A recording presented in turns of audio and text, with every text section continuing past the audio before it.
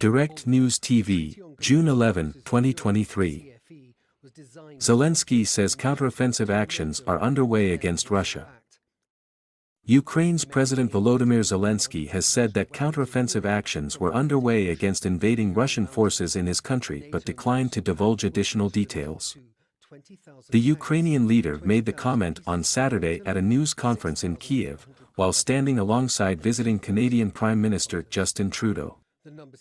He was responding to a question about Russian President Vladimir Putin's statement a day earlier that Ukraine's counteroffensive had started and that Ukrainian forces were taking significant losses. Zelenskyy said that counteroffensive, defensive actions are taking place in Ukraine.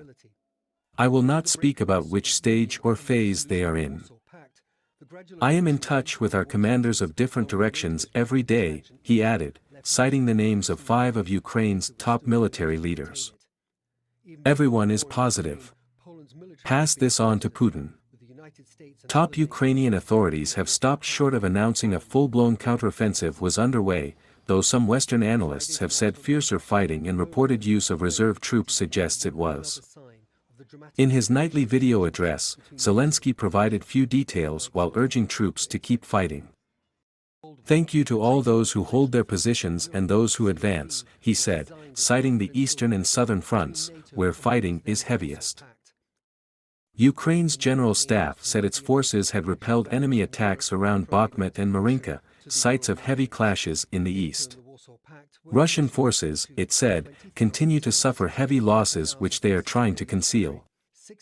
Russia is withdrawing from an accord described as the cornerstone of European security, but did the treaty ever work? Deputy Defense Minister Hanna Maliar made it plain on Telegram that the military would issue no statements until battlefield positions became clear. Ask yourself this: am I prepared to receive information about the liberation of this or that town not when our troops enter it, but once they establish a stronghold, she wrote. Ukraine has said for months it plans to conduct a significant counteroffensive to recapture land occupied by Russia in the south and east. But it is enforcing strict operational silence for now and has denied it has begun the main operation. With scant independent reporting from the front lines, it has been difficult to assess the state of the fighting. Significant operations. The United Kingdom's Ministry of Defense, meanwhile, said Ukraine had conducted significant operations in several eastern and southern parts in the last 48 hours, with Russian defenses breached in places. In some areas, Ukrainian forces have likely made good progress and penetrated the first line of Russian defenses. In others, Ukrainian progress has been slower, it said, also characterizing the Russian military's performance as mixed. Some Russian units are likely conducting credible maneuver defense operations while others have pulled back in some disorder, amid increased reports of Russian casualties as they withdraw through their own minefields, it said. Ukraine's counteroffensive is expected to use thousands of troops trained and equipped by the West, but Russia has built huge fortifications in occupied territory to prepare, while Kyiv also lacks air supremacy.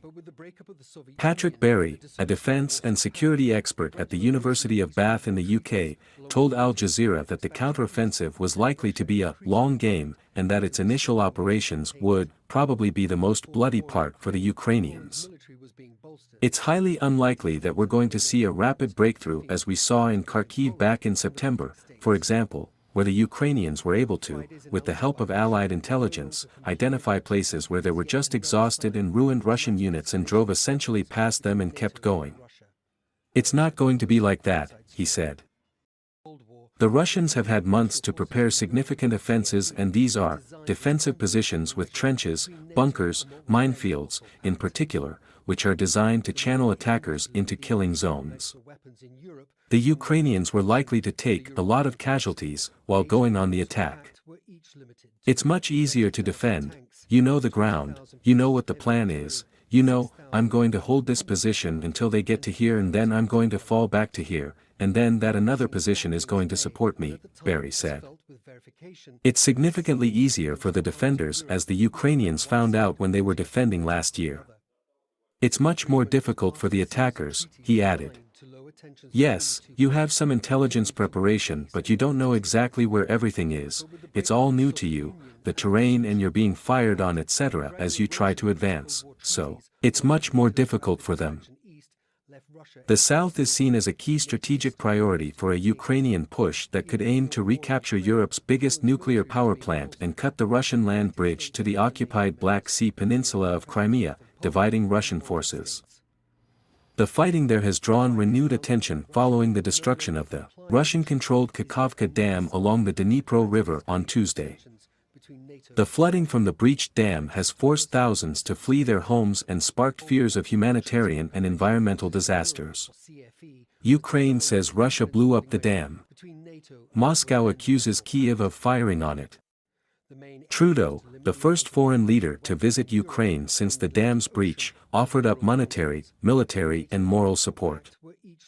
He pledged $500 million Canadian dollars, $375 million, in new military aid, on top of more than $8 billion Canadian dollars, $6 billion, that Canada has already provided since the war began in February 2022, and announced $10 million Canadian dollars, $7.5 million, for humanitarian assistance for the flood response.